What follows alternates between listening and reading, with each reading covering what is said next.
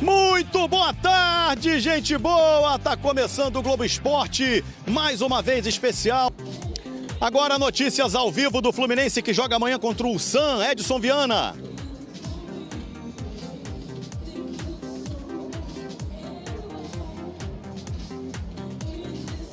Oi, Escobar, boa tarde pra você, boa tarde pra todo mundo. O Fluminense fez hoje o último treino antes do jogo de amanhã contra o Ulsan da Coreia do Sul, aqui na Universidade da Carolina do Sul. Foi uma atividade parcialmente aberta, a gente pôde acompanhar basicamente o aquecimento, aquela rodinha de bobo dos jogadores, e teve um momento que a gente viu do Arias fazendo uma expressãozinha de dor, tocando na costela direita. Ele levou uma pancadinha no jogo contra o Borussia, fez um tratamento, tomou alguns analgésicos, a gente conversou com ele, disse que tá tudo bem. O Arias nem pode pensar em ficar fora desse jogo amanhã, né, Escobar? A torcida não quer nem ouvir falar disso, eu volto com você.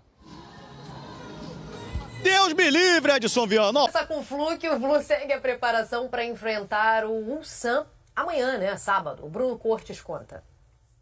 Olá a todos, o Fluminense treinou nessa quinta-feira de manhã aqui em Colômbia, na Universidade da Carolina do Sul, um treino todo fechado. A gente não pôde acompanhar nem aqueles primeiros 15 minutos de aquecimento. O técnico Renato Gaúcho certamente já está esboçando um time titular para o jogo de sábado em Nova Jersey contra o Ulsan. Tem um jogador que não está indo para o campo, mas que está trabalhando muito, é o Soteldo, reforço do Fluminense para a temporada, para a Copa do Mundo. Se apresentou com lesão na coxa e aí está fazendo trabalho de fisioterapia, 3 sessões por dia, tem sido assim. E aí a ideia, se o Fluminense se classificar para a próxima fase, é que o Soteldo esteja recuperado e possa estrear, esteja à disposição do Renato já na segunda fase da competição. A gente teve a chance de fazer uma entrevista com o Arias, um dos principais jogadores do Fluminense nas últimas temporadas, sempre muito educado, muito inteligente o Arias também. E ele bateu muito na tecla do foco no jogo com o Ulsan, porque vem de um jogo muito bom como esse contra o Borussia, não pode baixar a guarda. Falou também que tem se sentido mais líder desse Fluminense depois de tanto tempo, né? Essa já é a 5ª temporada dele. Vamos ouvir então alguns trechos dessa entrevista com o Arias. Eu acho que o jogo do sábado tem a mesma importância, inclusive eu posso garantir que tem mais importância ainda que o que foi a estreia com o Dortmund, porque eu acho que o jogo que a gente fez botou a gente num cenário de visibilidade global. Muita gente fala disso, muita gente elogia isso, e claramente que o rival vai vir pro jogo com aquela sensação de ser o jogo da vida deles. O Fluminense ainda faz mais um treino de manhã nessa sexta-feira em Colômbia e aí já parte para Nova Jersey, onde tem os protocolos da FIFA com entrevistas dos jogadores, entrevista também do técnico Renato Gaúcho já no estádio de Nova Jersey, onde no sábado o Fluminense joga pela segunda rodada contra o Ulsan da Coreia. Um abraço a todos.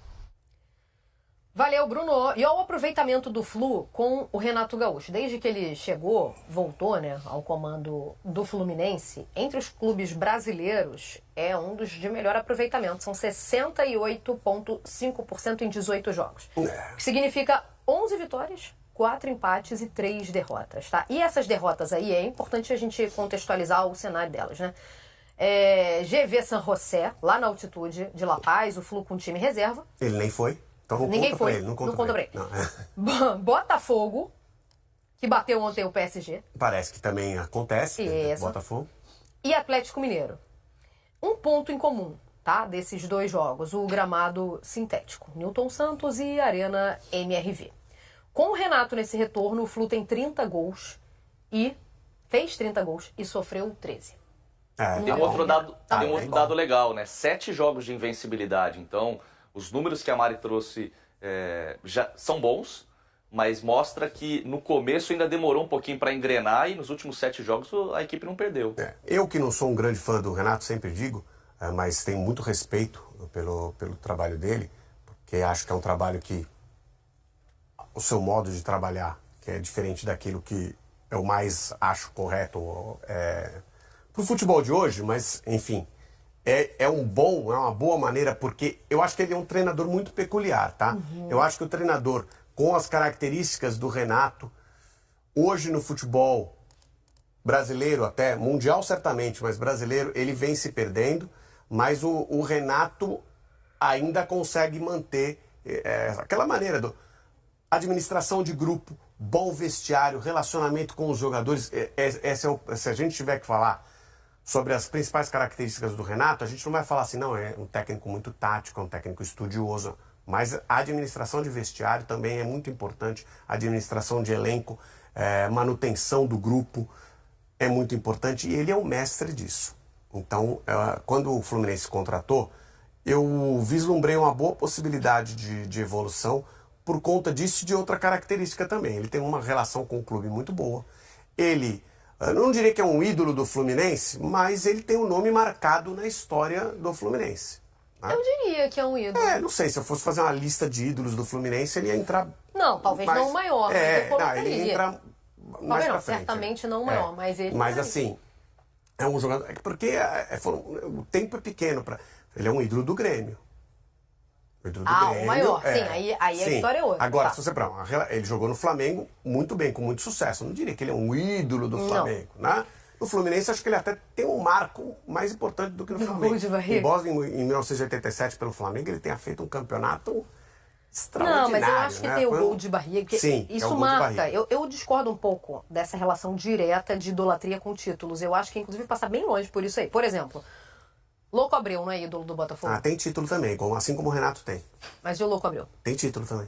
Campeonato carioca. Isso, o do Renato. Mas ele é marcado pelo quê? Muito mais que pelo título, pela cavadinha do Bruno, tido à época como o melhor goleiro em atividade no Brasil. Então, contra um grande rival. Então, eu não sei se precisa do título. Veja só, pode até ser um ídolo, mas mesmo que não seja um ídolo, é uma pessoa que tem uma marca na história do clube, tem uma relação como técnico com o clube. Então, imagina se ganha aquela Libertadores. É mais importante. Então, sem ganhar, eu acho que ele tem uma marca. Não, também acho. Pra mim, já tá na categoria. Para mim, o ídolo é aquele que pode sentar na mesa com outros ídolos. Se ele vai definir o que vai comer ou não, aí é outra história. Mas se ele sentar na mesa, para mim já é ídolo. Eu acho que pode ser que ele sente na mesa, viu, na mesa com outros ídolos do Fluminense. Pode ser que ele sente na mesa. Grêmio, depende do tamanho da mesa. No Grêmio, ele é o ídolo que define o cardápio. Ele senta na mesa de uma pessoa. Reserva para quantos? Para um. Ele faz o jantar. Então, lá no Fluminense, acho que ele senta na mesa. Uma mesa um pouco maior, talvez não senta na mesa de 4, mas na mesa maior ele senta. Mas mais importante que isso, e é uma frase dele, confio no meu grupo. Ele vai lá, fecha o grupo e ele extrai o melhor dos jogadores dentro daquela confiança que ele passa pro time.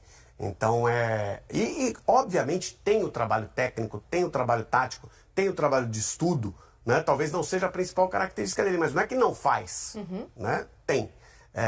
Isso tem dado um resultado muito bom e o Fluminense está bem perto da classificação, tá, gente? Porque a gente viu o Arias falando, esse jogo talvez seja mais importante do que o Borussia.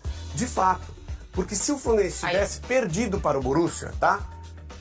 O Fluminense ainda teria que vencer o San e Mamelodi para se classificar de maneira simples, certo? O que colocou esse empate do Fluminense com o Borussia? Colocou o Fluminense numa condição de disputa do primeiro lugar do grupo, né? Que agora esse critério de desempate do Borussia e Fluminense é cartão, né? Então, e o próximo jogo pode deixar o Fluminense com uma condição muito boa, porque a gente viu na partida entre os sul-africanos e os sul-coreanos que o Mamelodi é mais time do que o